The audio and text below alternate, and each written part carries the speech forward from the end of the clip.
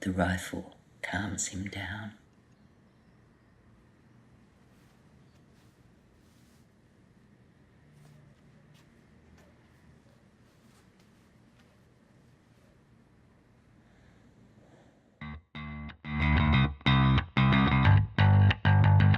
Our headline film is The Turning. Mostly set in a small coastal town in Western Australia, this is an omnibus of linking and overlapping short films by 18 Australian directors, including executive producer and the project's mastermind, Robert Connolly. Billed as a unique cinema event when it released in 2013, it's certainly a very special collaboration of artists from both the film world and beyond. Adapting short stories from Tim Winton's 2005 book of the same name, the film brings together pieces from established feature directors like Warwick Thornton, Tony Ayres, Jonathan Alfter-Heide and Justin Kurzel. There are also films written and directed by actors David Wenham and Mia Wasikowska, as well as by choreographer Stephen Page, circus artist Yaron Lifshitz, animator Marika Walsh and artist Sean Gladwell, and more. These creators were each invited to interpret and respond to a chapter of the book in their own unique ways. Each piece is different in tone and style, but many follow a cast of interlinked characters, all of whom experience some kind of turning point in their lives. Some characters reoccur from film to film, but they are played by different actors. Vic Lang, for example, who is the closest thing The Turning has to a main character, is portrayed by 8 actors.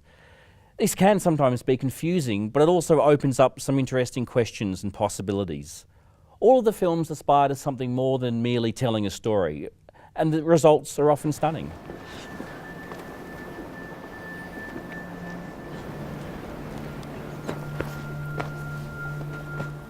Many of the standout pieces in the collection are written and directed by women. These are the ones that bring welcome warmth in contrast to some rather chilly tales of masculine repression or regret.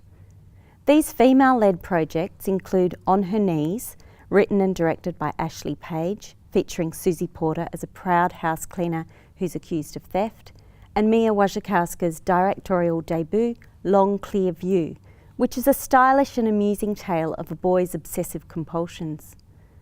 But my favourite is the title piece, The Turning, written and directed by Claire McCarthy. She did The Waiting City with Radha Mitchell and Joel Edgerton in 2009. Here, Rose Byrne gives a revelatory performance playing a haggard and abused wife living in a caravan park, where she's transformed by a new friendship with a shiny born-again Christian played by Miranda Otto. Hope you're so hungry. Yum. Let me plates. The chicken bird. Good, hey?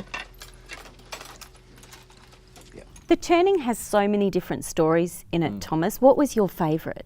Well, you mentioned the chapter that's actually called The Turning with Rose Byrne and Miranda Otto in it, and that's right up there for me as well. I think that's a really strong piece, and it's great that it's sort of in the centre of the film. But Mia Wasikowska's segment is also great. It's interesting that some of the people from non-film backgrounds have, I think, done some of the more interesting chapters.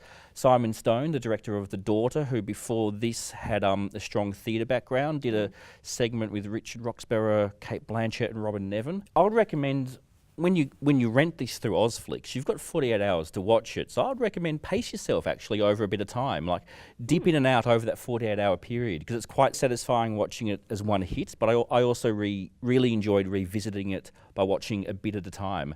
Yeah. And go to the website too, the website for the film, because you get more information there about how the story's locked together.